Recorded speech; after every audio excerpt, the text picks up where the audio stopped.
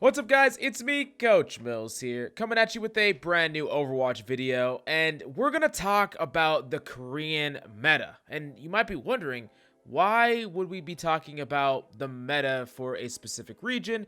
But it's actually so much different than the North American meta that we have to freaking talk about it, because it not only showcases strategies that might be secretly overpowered, but also tells us what might be coming down the pipeline for our own metas. So we're going to break it all down, but do me a huge solid and press that subscribe button, and let's jump into the video. Now, if we look at the North American Top 500 leaderboard, this is basically what it's filled with. On the tank side, we're seeing a freaking ton of ORISA, surprise, surprise, and HOG. And that seems pretty obvious. These are like notoriously the two powerful tanks currently in the meta, and we know that HOG is actually losing his one-shot potential and getting a rework soon. But that's not replicated in the Korean meta. Now, while there are some amounts of HOGs and a little bit of ORISA, we see a huge amount of Winston. Like a ridiculous amount of Winston in the top 500, and even D.Va scattered among the top 500, and way less ORISA just overall. Now, that's not where all the changes stop here. On DPS, we're seeing so many more Tracers being played on the DPS role, as opposed to a huge amount of Sojourns being played in North America. Now, there are Sojourns being played in Korea as well, but we're seeing way more Tracers when compared directly to the North American region. And then last up, on support, we're seeing a lot less Mercy, and we're seeing actually quite a bit of Zen. So what in the world is happening here? Looking at the difference, you would almost think that the Korean region is on a different patch than us, which they're not. But why is the Korean region so different? And there's several things that we can point to.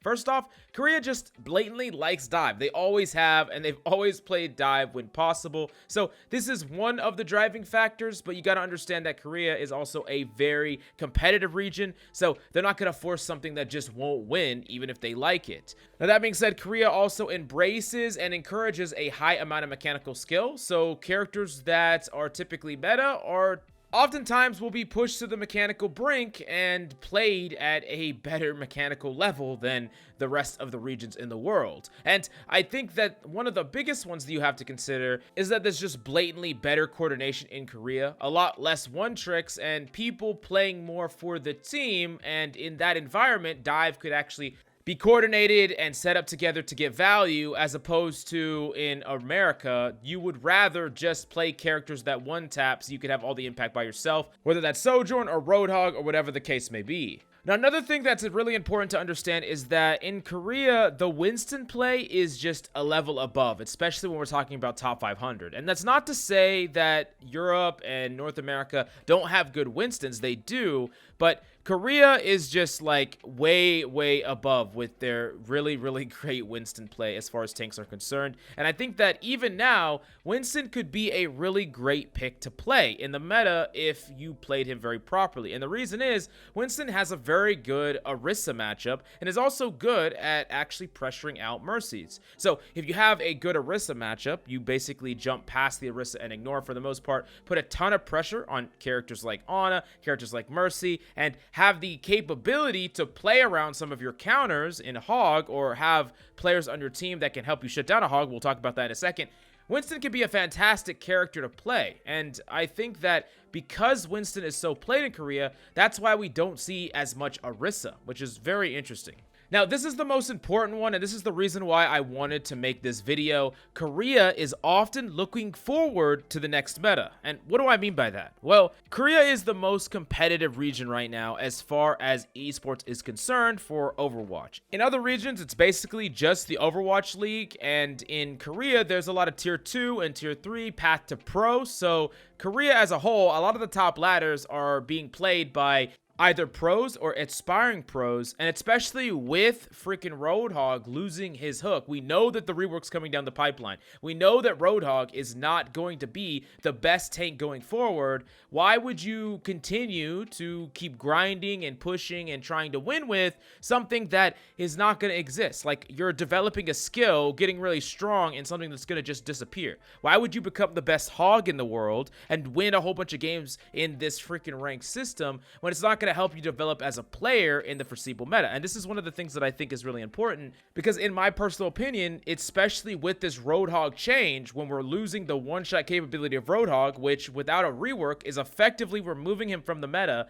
Winston is going to become the prime tank going forward, because ORISA already has that bad Winston matchup, and other tanks that could see play, like Zarya, has a pretty bad Winston matchup, and Ramatra is a character that you can play around a lot easier on Winston, and I think has a pretty bad Winston matchup as well, especially when you compare all these characters to HOG, which has an actual good Winston matchup. So when you combine all these things together, I think that not only can we learn certain types of strategies to play, like Korea is getting these dives to work and they're coordinating in a way that can shut down some of the simple one-shots that are being played a lot in North America, but they're also looking forward to the future meta, which I think is something that a lot of you might want to start doing right now. If you are someone that is just a HOG grinder, or an ORISA grinder, or a Sojourn grinder, and you're just playing these characters right now just to win games, sure, you probably will win games right now, but realize that you're not developing your skill set for any future meta, and you're kind of being pushed up by a certain amount of a crutch. Now, I'm not saying that that's necessarily a bad thing if you have a certain rank goal in mind, but keep in mind that if your goal is to climb past a certain goal that you have right now and develop yourself into the future, then locking HOG every single game when the character is going to be leaving very, very soon doesn't really seem like a great use of time. Now, also, I wanted to talk about how Zen is being played a lot on the supporting role, which seems very strange that Zenyatta is seeing quite a bit of play, but when you think about it, when you have Winston and when you have more dive-based DPS, you no longer want a Mercy to enable a DPS anymore, because you would much rather have a coordinated target like a tank that the Winston can jump on and capitalize. And especially if you're doing a coordinated dive with characters like Tracer and Winston on top of a Roadhog, even if the Roadhog is caught out of position with the Discord on them and getting hit by Zen as well, that could be a way to instantly punish a Roadhog out of position, even in a composition that doesn't really have any CC to stop his breather or his hooks. Now, I've talked before about how strong damage alteration is, and we've seen how strong it is on a character like Mercy pocketing someone like Sojourn, but when the one-shots are being removed and the HOG is being removed and ORISA is going to be weaker as a result, maybe ORISA will get nerfed, we don't know, I would imagine that Zen's Discord orb becomes even more powerful going into future metas, and I think that Zen is a character that is worth learning and worth getting good at for that inevitability, because I think Zen is just on the cusp of hitting a meta where he's freaking nuts. But at the end of the day, I think that this showcases at the very least that metas are things that don't necessarily have to have a stranglehold of what you can and can't play. If multiple regions are having all different metas, then maybe the meta isn't as iron tight as it seems from the outside looking in. But you definitely let me know how you feel about the Korean meta, how you feel about the North America or the European meta, and what meta do you want to see next in Overwatch. I definitely want to hear your opinion about all that down below, and smash that like and subscribe if you enjoy the content. I'll see you next time.